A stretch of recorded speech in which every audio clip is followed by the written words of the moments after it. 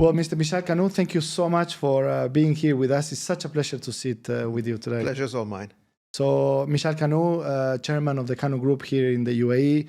I'm going to avoid trying to do the usual question, which is, can you please give us a history about your company that was established 120 years ago? And I want to go a little bit into the day today. Sure. I'm sure you've addressed this question thousands of times, and you've talked about the family history, which we will throughout today. But I want to ask you, how do you feel today? What's the last 6 months have been for you as a businessman, for the Kanoo Group? What is keeping you busy nowadays?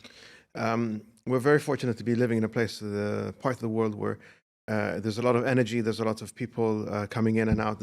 You can feel the buzz. And also, again, we have a lovely saying in Arabic, which I'll say in Arabic and I'll translate. Mautun lak farajun li. It means your death is my reprieve. Sadly, all the problems that are happening in the region and usually in other parts of the world means that a lot of the people and the money seem to find their way here to the Gulf region, and specifically the UAE. It's not something I'd really like to promote because it's not something we want to see other people suffer. But this is a place that people find that they're comfortable with. Their lifestyle is good enough for them. There's a lot of freedoms and security at the same time. There's not too much scrutiny and people, what you call it, overseeing everything they do. So you can feel that people are happy to bring their families over here, sit over here. With that in mind, it keeps the business functioning and growing. Now, in addition to that, you also have two behemoths right next door. One is right next door. The other one's a bit farther away, but both of them are the ones who are going to keep they're going to be the driver that keeps this region for the longest time on a growth pattern, which is India and China. Because both India and China have set goals for themselves in terms of where they want to get as far as their GDP is concerned. And that needs energy. And energy is one of the biggest sources of energy is going to come from this part of the world. So you can see that there's growth happening here. So overall, as far as business is concerned in this part of the world, while other people are worried about the different aspects of the geopolitical aspects that are happening around them, this place seems to be a neutral place that people are happy and content to come to. There is economic growth that's potential here.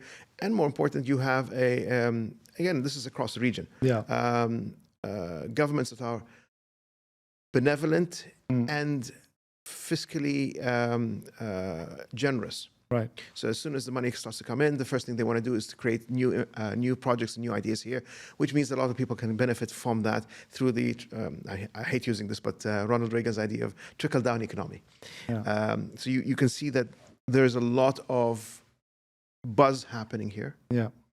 The only sad thing, and it is really a sad thing, is seeing that's happening in Gaza, which has put a sour mood not in the business sense per se, but in the personal feeling, because you can watch this as a horrible situation that's happening over there, where people are killed and maimed.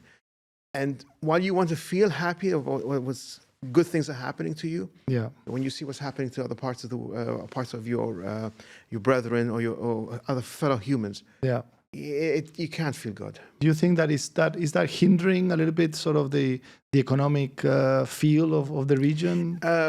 Again, I don't know necessarily that it'll have an effect on the business aspects per se, but from the personal, from the human aspect, you're looking at this happening and you're going, what can I do to stop this? Because again, irrespective of the political issue, that's a political issue, which is out of my concern. My main concern is that the humans are dying. Right. People are being bombed, and you can't feel good while you're watching others going through hell. It it doesn't make sense. Yeah. Touching on that point, though, you were mentioning how Dubai and the UAE keeps on sort of benefiting through, whether it's through chaos or through positive economic growth that the world could be witnessing. What do you feel the UAE has done well over the last 4, 5, 6 years that are really keeping us in that prime position where people want to keep on coming, investors want to keep on coming, businesses are flocking into the region? We are extremely lucky to have leadership in this country that has two things in mind. At least that's what they show. I'm not in their mind, so I can't tell exactly. But from their actions are what are the proof of the thought process. The first one is come here and create. Yeah.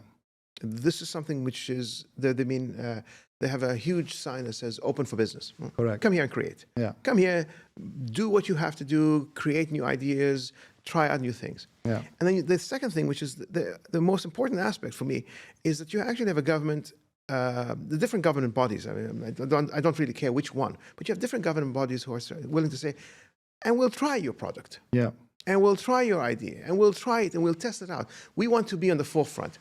We don't want to be laggards. We don't want to wait for others to. We'll try some ideas and thoughts. I mean, one of the things, it won't necessarily be something I would have done, but I was impressed when you had the Dubai police who bought a flying car from a Chinese company called Xpeng. Yeah. Just to test it. To see whether it's workable or not workable, to understand the rules and regulations that you're going to need to apply. You like this. This is what causes people to have that buzz to say, I want to come here. I want to try. Legislation is much less than other parts of the world where, for example, in Europe, if you wanted to create something, a new idea, the amount of country legislation and then European legislation that you have to go through, it makes it so redundant that you start saying, yeah, it's not worth it. Sure. Some of them, it's just too hard. Yeah. But in a place like here, where the government is willing to say, let's try it. Yeah. Then in that case, you also have a diversification of population. You don't have a homogeneous body. The biggest homogeneous body I can think of would be in Saudi. Yeah. But in the rest of the Gulf, you have a lot of people from the different parts of the world. Again, the ratios will fluctuate. Perhaps I think the UAE and Qatar might have the largest non-natives to natives, but that's secondary. In fact, the more we have people coming from different parts of the world, the more they are willing to bring new ideas and new thoughts and new processes. Yeah. Now, some of them might be socially unacceptable. Correct. So that you have to, find a way to negotiate and find a way around. Yeah. And some of them, from a business perspective, is no, we're going to come up with new ideas and new thoughts, and let's move this market and let's move the idea. You have some business houses that will suffer from this. Correct. But from a consumer's perspective, it's actually very positive for them. Indeed. So that's a driver. Yeah. It's very hard to say one thing is good and one thing is bad. You have a lot of things that are positive from this aspect and that aspect. But it all stems from the idea of whether do you have a system, a structure that is actually attractive to people or not. Yeah. Because the more attractive you can set up a system, the more you'll have people from different diverse backgrounds coming with different ideas and creating different thoughts. For example, this is a perfect example I can think of. This is not something you would have naturally seen if there were no people from different parts of the world coming with this idea to set up a podcast. Yeah. But you do. Yeah. And because this is an idea that people get the chance to voice ideas and thoughts and processes, and other people could pick up from this. So you have a lot of these things which are positive that make this a attractive environment for people from the different parts of the world to come and say, I want to settle here, even for a short time. Yeah. I want to settle here. Yeah. I want to make my fortune, if you want. That's the argument goes. And then, if necessarily, if I find it I'm really happy here, let's find a way to settle down. And the government has even gone to create the golden visa here in the UAE. And if they really find what you're doing exceptionally, what you call beneficial for the country, they make you a citizen. Absolutely. So you have things that attract people to come over here. Yeah.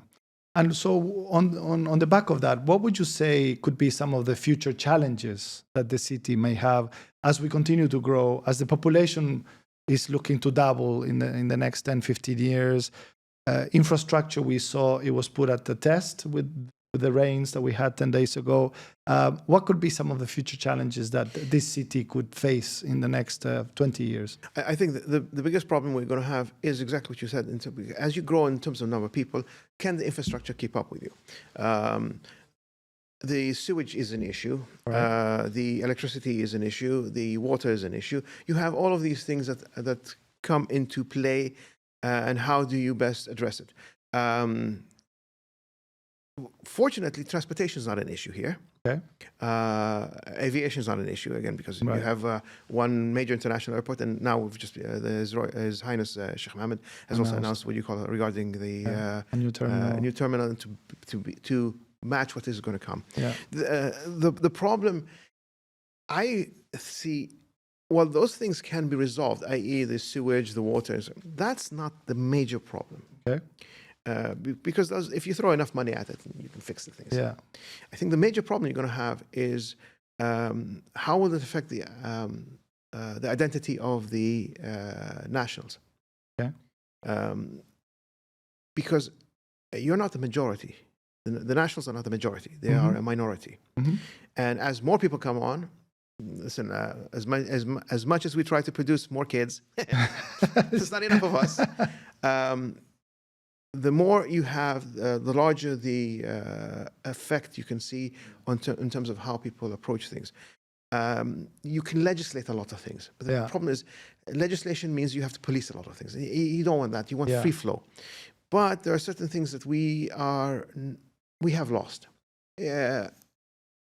And it's a natural progression when you talk about metropolitans.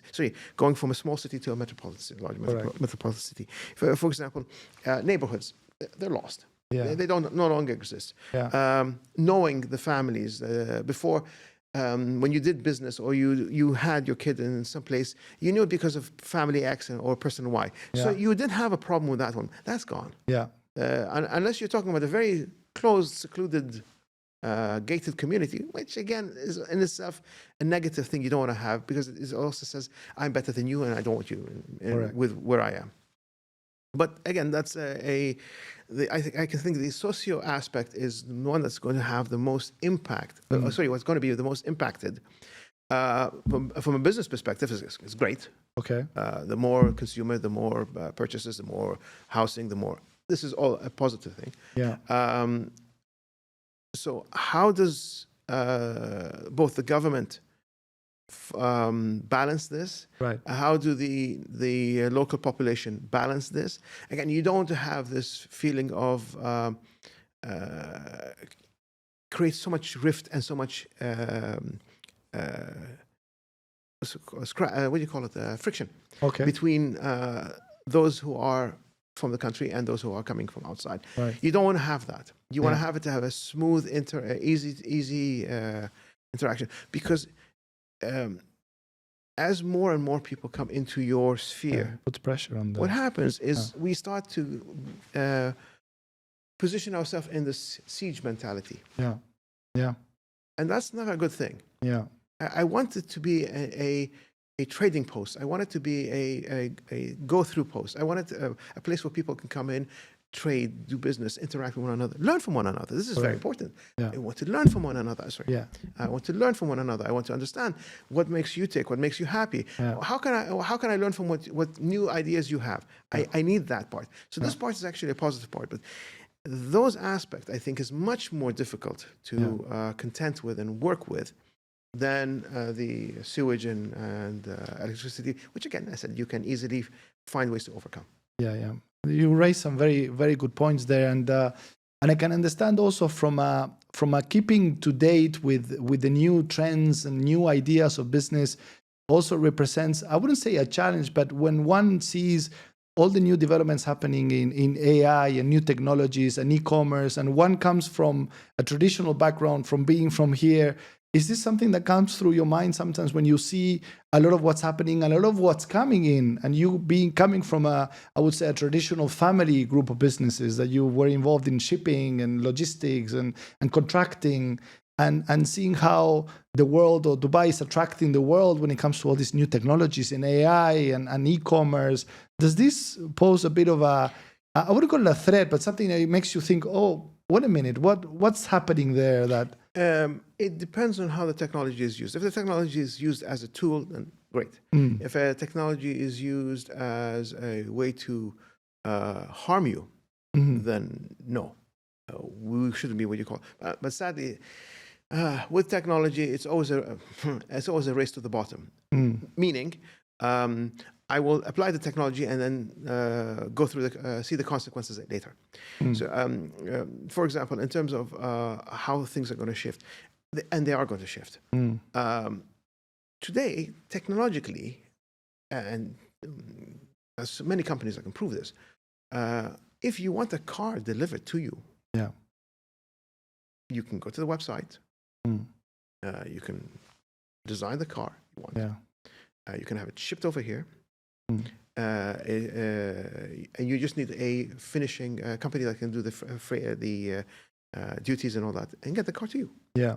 It's not that hard. And by that, I don't need a local distributor for this.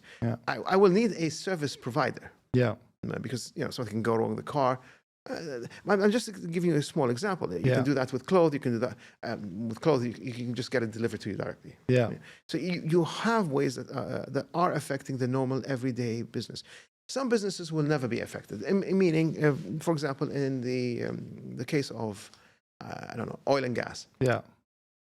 I'm sorry, there's really not much you can do about it. Now, our new technologies are kicking in, such, for example, as 3D printing.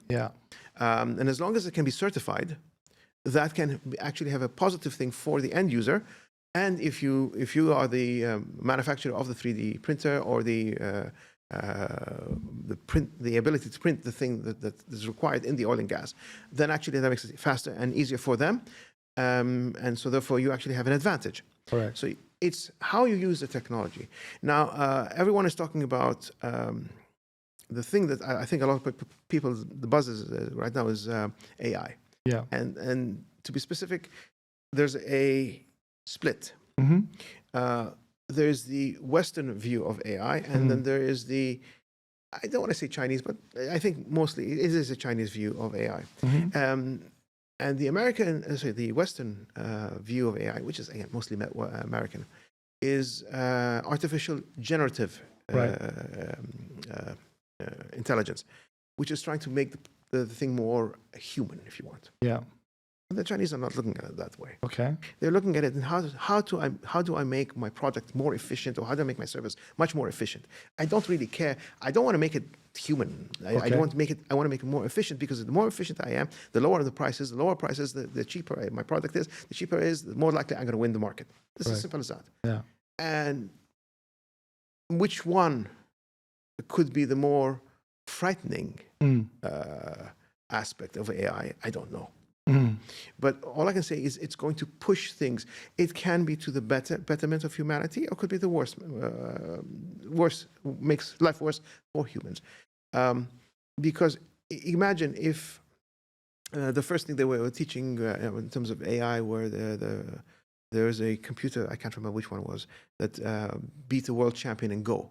I can't remember which company was it. Was it Deep? The company the name doesn't come to mind. But Go is an example, because Go is a very complex. It's not chess or backgammon or ping pong. It's extremely complex, because the whole idea is that you have a massive board and you have to play around the idea of anticipating what the person is going to do next. In chess, you have defined movements of each character. I see. In Go, you don't. So if it can beat the best player in the world, it means it's not only thinking ahead of what you're thinking, but it's also planning every aspect that you can plan and defeat you. Now, this is just a small sample. Now, where the major problem with that for us as humans is right now the computing process.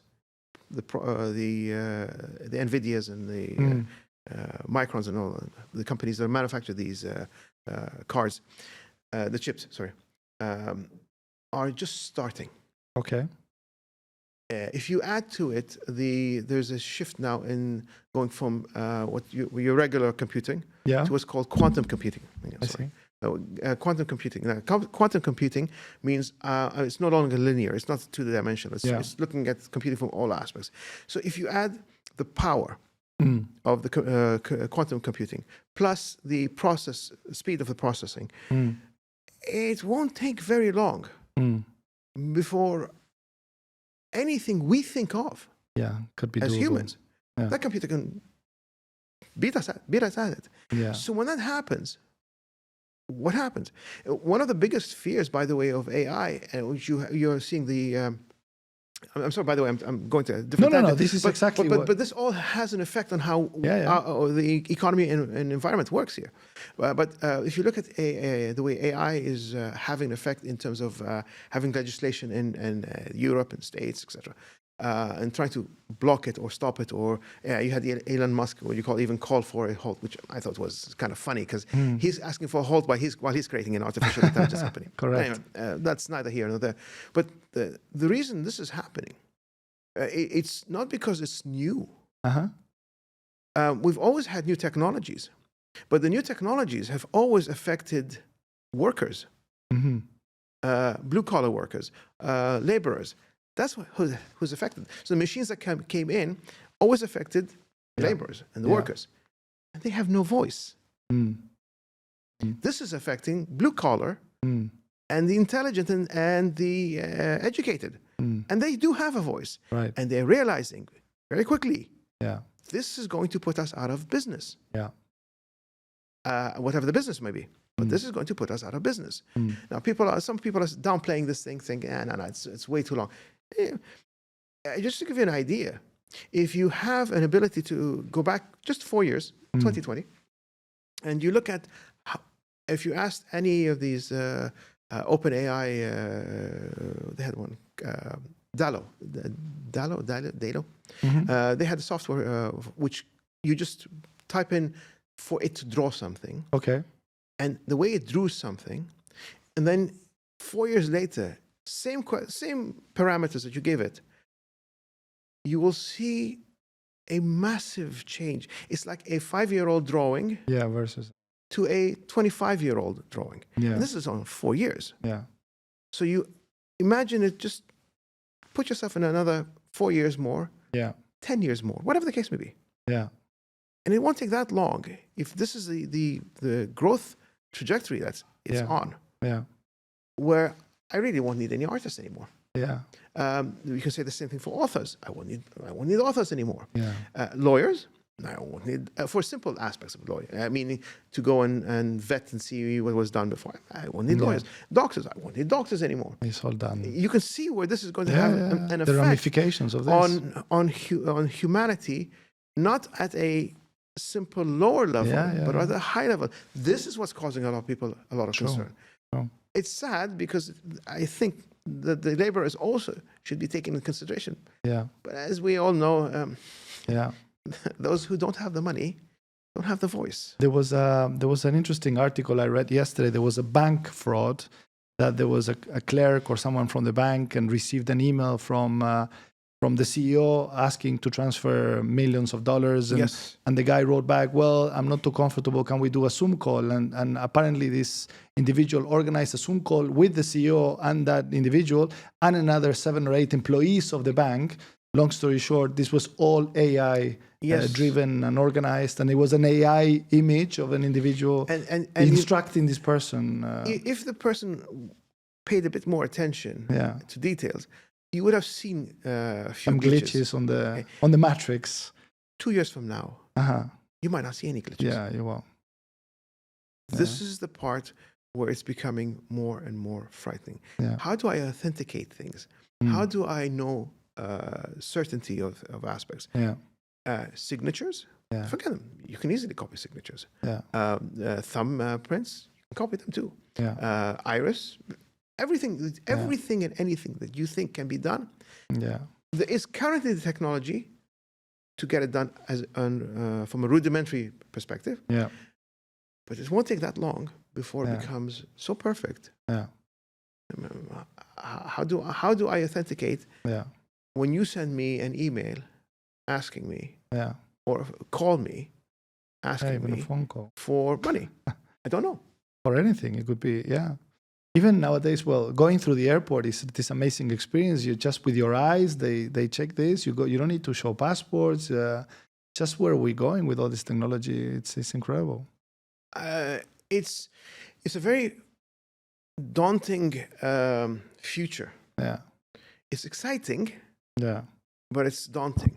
The equivalent for me would be like getting on a roller coaster, Okay. but you're never sure if the rails Yeah. It's true. are completely there or not. Yeah. There's always a small. You feel that at least when you're on it. And sometimes when you just start the thing, it's too late. You can't stop. Are you actually getting yourself invested into projects of this nature? Well, I have a very simple thought process. I can't stop this, and it is frightening to me. Yeah. But I'm going to make some money. Yeah. That's a good philosophy to go about it. It's the only thing I think I can do. Yeah. So I will try to make some money off of it because I can't stop it. Yeah. This is like a snowball. It's already started. Yeah. If you combine AI with robotics, which is also something that's beginning to mend. What right now it's easier to associate AI with IoT, Internet of Things. So you can connect things and get things what you call done in every possible way. Yeah. But when you add that to robotics, people try to think that it's never going to be as bad as it is. I don't want to think it's going to be as bad as it is. But the reality is, I don't know. So, yeah, I'm going to, as much as I can, live a normal life as possible for now. I'm going to try to do that. And when it comes to business, as these tools are available, I will implement them in my business as much as I can, utilize them as much as I can. It can be a very positive thing if used well, or it could be a negative. For example, a knife or a gun. Right. You can use a knife to cut things, to cut a steak, to cut a rope, something that you really might need. You can also use it to kill a person. The same thing with a gun. You can use a gun to hunt. You can use a gun to defend yourself. You can also use it to kill. So how you utilize the item, the product, that is where we as humans will start to show our true colors. Today, we have people who are not thinking of the consequences. They're just thinking of the here and now. When you have kids, you try to think of the consequences as well, because at one point you might make a decision today that will have an effect on your next generation, your children. So sometimes before you make a dive into the deep, you might want to think about it. But that, unfortunately, as humans, we try not to think along those lines. We try to think about here and now and me. Talking about children, how do you see the UAE dealing when it comes to preparing our future generations when it comes to education, health? But how are we creating an environment for the youth? And do you feel that we're in the right direction? Are the youth prepared for the future? Are we educating them the right way? Are there some gaps? Do you feel in? If I was to be specific about here, the UAE. I would say that you have government programs that are pushing for the local youth to make them understand leadership and where they want to go, what they want to go, and where they want to do. And they're lucky. The government's lucky to be able to have a good selection of the population to be able to pull from. That might be harder and harder as the population grows. You think the other way around, because the bigger population, the better the choices are. Yeah, but then you also have, what do I do with those who are not qualified? How do I handle them? But that's, for me, an issue that the governments have to address. I'm looking at it from a perspective of where we are. The more people we have from different parts of the world for that child to interact with, it gives him or her an opportunity to see the world from a different lens. Some good, some bad. Okay. Socially, things that other people bring from other parts of the world might not be acceptable for you. On the other hand, their concepts and ideas that they work with might be very good for you. I'll give you an example. The Japanese. If I was to say this, the only people who make the Swiss look chaotic are the Japanese. They are that organized, and I love them to death for that. They are, everything is in order, everything is organized, everything is, you have and trained from the beginning how to think along those lines. Disciplined, and discipline is what you need to succeed. So that's something I can learn from them. However, what they do have, what the thing that they have an issue with is when something is chaotic outside of the norm, they don't know how to handle it. And the case in point we have was with COVID-20 hit.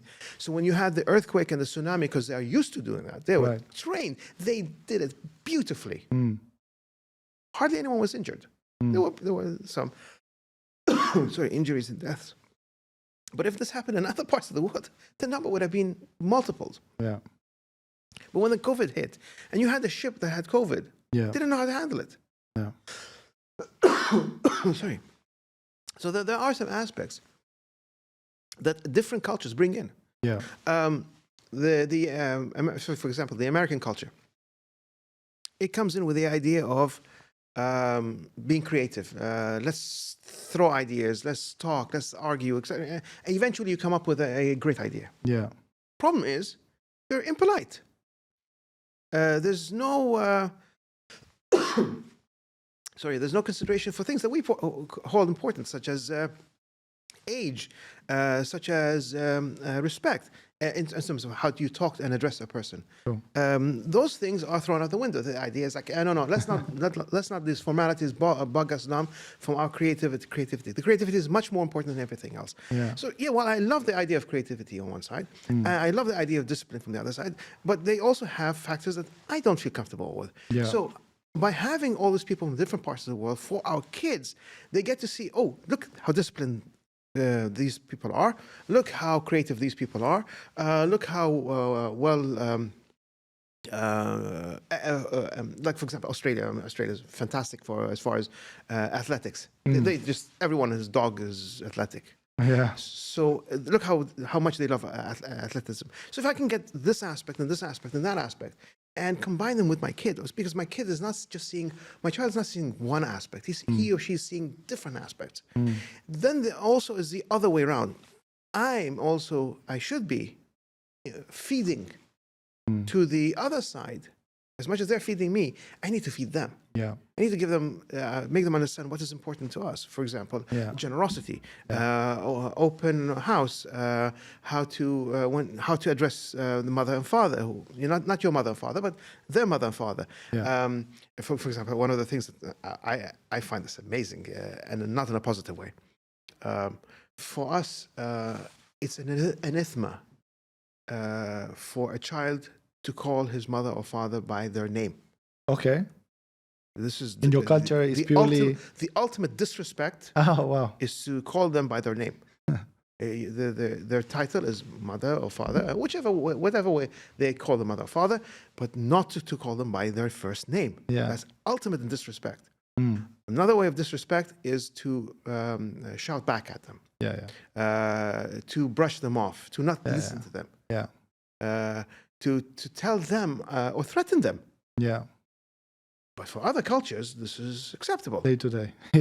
Right? And so while that culture brings in a lot of good things, when the child sees this, I'm hoping my child will also be smart enough to say, you know what, this is not acceptable. You should be, the reason it's not acceptable to call your father by first name is the respect for the age, respect for the responsibility, what he or she did for you, what did for you as a child, and what's doing for you as a young adult. You cannot do this. You have to give that person that respect. The same thing for the mother. You have to give these aspects. When you come to my house, you don't call my mother and father by their name. You call uncle or auntie or whatever the moniker that is used. But you need to do that aspect. So it has to be both ways. This allows the child to, one, expand the horizon, which is very important. Yeah. At the same time, also say, well, I'm contributing to your, so you're expanding my horizon, but I'm also contributing to your expansion of horizon. And I want to see this free flow go back and forth. And the more important aspect of seeing this is at one point, you, Mr. X or Miss Y in the future, will not look at me as the enemy. Right. Will not look at me in a two-dimensional picture of sadly, what a lot of people think of this part of the world. Yeah. And I want to remove that. Yeah. And I need to give you reasons to remove it. Yeah. The first thing is to make sure that you understand that we don't look at you as the enemy. So don't look at us as the enemy. We want to benefit from you. I hope you want to benefit from us. Yeah. It has to be mutual. And the more we can do that, the better this world is. Because it really doesn't take much. I promise you, it really doesn't take much for somebody to hate you. Yeah, absolutely. So let me give you as much through the kids, through the children. Yeah. Give you reasons, at the very minimum, put me as neutral. Yeah. And the best is you feel camaraderie and connection with me. Yeah. But it's again, it cannot be a one-way street. It cannot be you just love me and I don't love you. No. Yeah. You respect me and I don't respect you. No. It has to be both ways. So I respect you. We have differences of opinion. We have different ideas, etc. And we need to teach our kids to accept there are differences of opinion. I don't have to agree with your opinion. I don't have to agree with your concepts and ideas. But I do accept that this is your concept and idea. I'm not going to belittle it. I'm not going to discount it. Yeah. But at the same time, I don't have to be convinced by it. Yeah, true. So we need to teach our kids, accept certain ideas. Right. Certain other ideas I don't have to accept, but I don't have to harm. Yeah. You can disagree with somebody and not necessarily want to harm them. Yeah. But this is important. So having all of these people come in and go out, both it helps the local population to understand what's happening in life, but it also helps the populations that flow through and go out to understand what it's like to be here. See, the sad thing is for a lot of people who do come, not those who lived here, but those who just come in as tourists, etc., and go away, the first thing they think about us here is, oh, look, these people like shopping. Yeah, that's the image that they have. But most of the shops, you have the local population going shopping, but you have a lot of people all over the world going shopping. Why don't you apply that to them too? It's because the shop is here. Yeah. But that's because people are looking at it very superficially. Yeah. So when you have people who live here, work here, the kids go here, and the kids learn here, interact with the different populations, and interact with the local population as well, they start realizing, while shopping is there, it's not every aspect of it. Yeah, indeed. Well, Mr. Mishal, I'm getting to the end of my questions. Finally, I wanted to maybe ask you, we constantly make reference to the leadership of this great nation and to the Emirati population and business owners like you, and I'm sure you've met, for example, with people like Sheikh Mohammed, His Royal Highness Sheikh Mohammed bin Rashid Al Maktoum, ruler of Dubai and president of the UAE. But if you were to meet with him next week, maybe you get to do this on your daily schedule. I'm not sure. But what would you talk to him about? What would you say to him? What would you give recommendations? Would you thank him for certain things? What would be your discussions with him?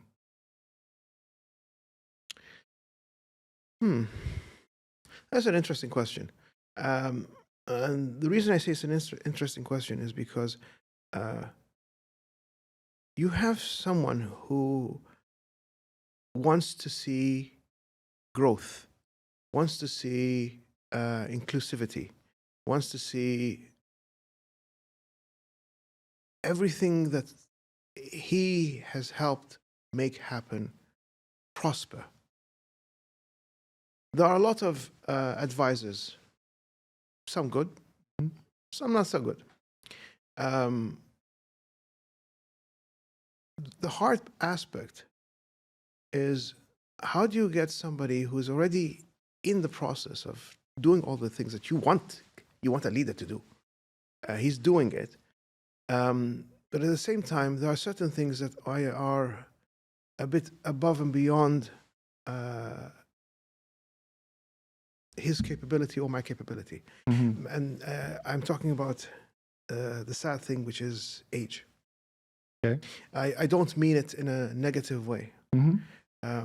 When I was in my 20s, and you asked me to fix the remote control of the telephone, etc. Oh, I was very happy to do that. You know, I'm 55, and you tell me when you go fix the computer or fix your... the first thing I'm thinking, call my son. Call my son, I come fix this for me. I don't want to do it. I don't want to do it. It's just not something I want. And if he sat and explained to me what's relevant to him, I'm going to hear it. But it's not going to be resonant. It's not going to resonate in my head the way it will resonate in his head. And His Highness has enough. I wouldn't. I can feel pressures he has to go. He goes under. And to expect him to understand every aspect of all the shifts that's happening, all the changes that are happening. It's a daunting task. That's why I said I don't think this is where capability becomes limited, because we as humans are limited. So as we grow older, we become less and less concerned about what's new coming. Yes, we want to. Okay, I'm going to assign you, and I'm going to assign you, and I'm going to assign you, whoever. To go and figure this out. And if it's good for the city of Dubai, good for the country, start applying it. But I'm not going to enter into the everyday aspects of it. I just won't be able to. Have the capacity to, and that's the hard part, because when you have a person who can realize things, see things on a different level, and you have the underling who cannot see the same thing he can see, while the underling might think this is a good idea. If it's the nitty-gritty of it is understood by His Highness, he might say, no, don't do that, because I'm opening Pandora's box for something I really don't need. Or the other way around. They might think it's not a good idea, therefore it doesn't flow back upwards to His Highness, and His Highness doesn't understand it enough, so therefore it's not implemented. See, this is the problem, but this is a normal problem any person will go through his life. And if you run a country, it's harder. If you run a company, it's hard. If you run a family, it's hard. You can see this. There are certain restrictions that are causing these issues. So, could I ask for a more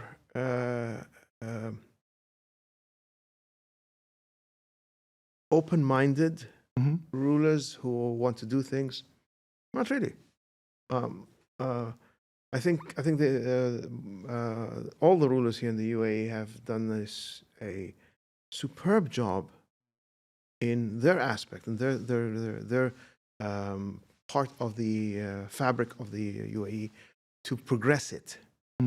But again, as humans, we have limitations, and those limitations are going to be the ones that we have to live with. The hope is that the next generation of rulers here within the UAE will be able to pick up the mantle from their parents and take it further, because they are at the age where they are young and vibrant and energetic enough.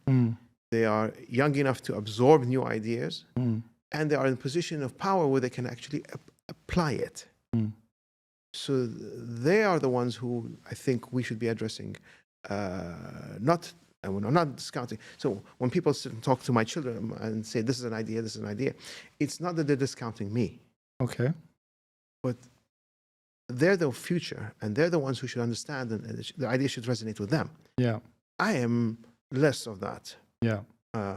I'm there to create stability. I'm there to create the structure, but I'm on my way out. My children, on the other hand, are just starting their journey. It's the same thing with any business that you have. It's the same thing with any country that you run. It needs to be. I'm not saying people as they grow older still can't do no, they can. but it becomes it's a more daunting task for them. They must want to really want to delve into this. Yeah. So the next generation, trained by their parents to understand what it means to govern, what it means to rule, what it means to put a vision for the country. Right. Then they're the ones who will start saying, okay, or with the background we have from our parents, Yeah. plus our knowledge base, plus our experience, we can grow bigger and better. And that's what you want. So the only thing I could say to His Highness is keep on doing what you're doing, because you're doing a great job. I wish that there would be a bit more people who would what's the way I'm trying. I don't mean to be negative in this, but I think the most important person to any ruler is the one who is able to tell the ruler that's wrong. It's not you are wrong. This is the hard part that a lot of people don't understand. I'm not saying you're wrong. When my employee tells me, what you call it, this is a wrong decision, it doesn't mean I'm wrong. It means the decision I took was wrong. Why was it wrong? Now explain to me, why was it wrong? Yeah. Did I not get enough information? Was something missing? Now I have a better, because the real gauge of a friend is to be able to tell somebody who everyone is afraid of that they made a mistake, is because you care for that friend. Yeah. You do not care to please that person. You want to make sure that he or she understands something was wrong, and only you, my friend, can fix it. Yeah. But if nobody tells you, I'd hate to find out 2 years down the road, 5 years down the road, that a big mistake happened, which I could have resolved a couple of years ago. Yeah. But nobody opened their mouth and nobody told me this is wrong. I think that the rulers here are confident in themselves, that they don't mind people telling them, this is not the right direction, this needs to be addressed, this needs to be fixed. And oh, by the way, don't just complain. Give a solution. Absolutely. Many people can complain. I don't like this. It's not the right thing. No, tell me why, and then tell me how to do it. Yeah. Then I will have the opportunity, as a decision maker, to decide this is the right way of doing it. That's the right way of doing it, or wrong way of doing it. But be brave enough to tell me what is right and what is wrong. What you think is right might be wrong. What you think is wrong might be right. I do not need to make the decisions, but my job is to make sure that I bring to the attention of His Highness, this is an issue. What you do with it, we acquiesce to your decision making. At the end of the day, you're the ruler, and we follow. But I need to make sure you have all the aspects. If everyone's giving you all the positive aspects, and I'm giving you the negative aspect, and please don't shoot the messenger. That's not the whole point. Correct.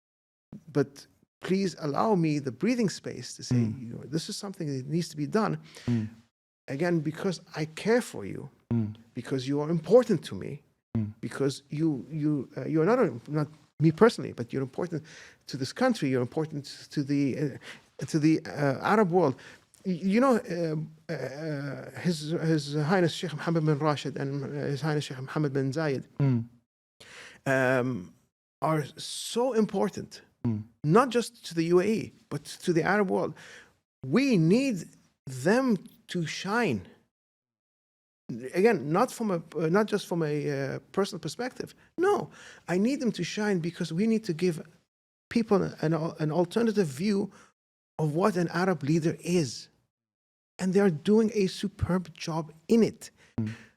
But again, we need to make sure that if something is not correct, there's enough breathing space to be able to go and say, please pay attention.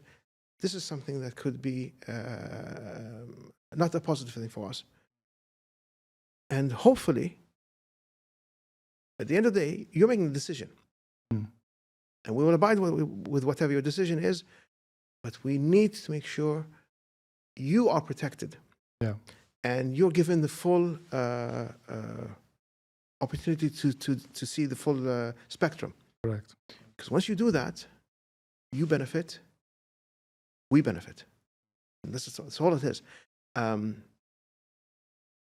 Those who are, and sadly you have them, there are a lot of people who are very petty. In that all they want to do is to please person X or person Y to ensure that their pockets are full.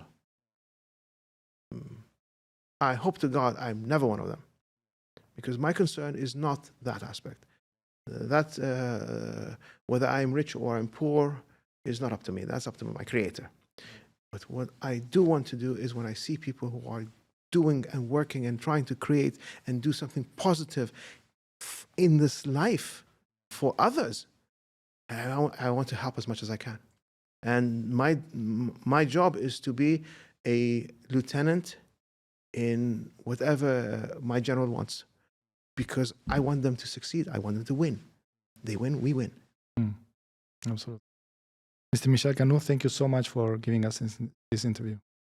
My pleasure. I hope my hope from this is people get educated.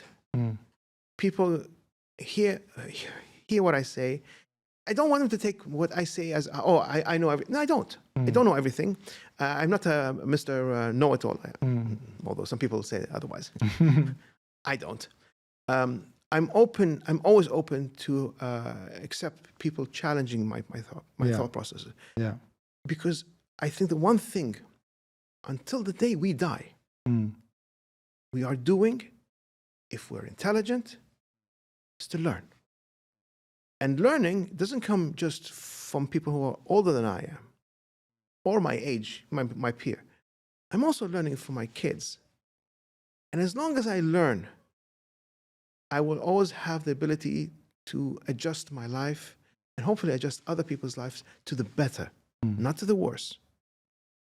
So the message I would like to send out, by the way, if you allow me this, the message I would like to send out to everyone is learn. Never stop learning. Whether it's reading a book, whether it's listening to your kids, whether it's listening to elder people, whether it's getting into debates. Oh, by the way, when you debate, don't debate just to win. Debate with the idea of learning from the other side.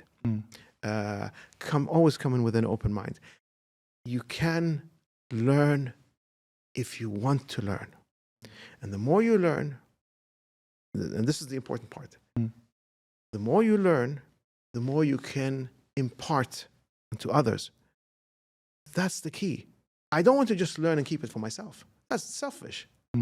I want to learn and I want to pass it on. Again, you don't have to accept what I say, but hear me out. Yeah. If you like it, use it. If you don't like it, throw it. Absolutely. Excellent. Thank you. Mr. Mishal, thank you so much. I appreciate Pleasure's all this. mine. Thank you.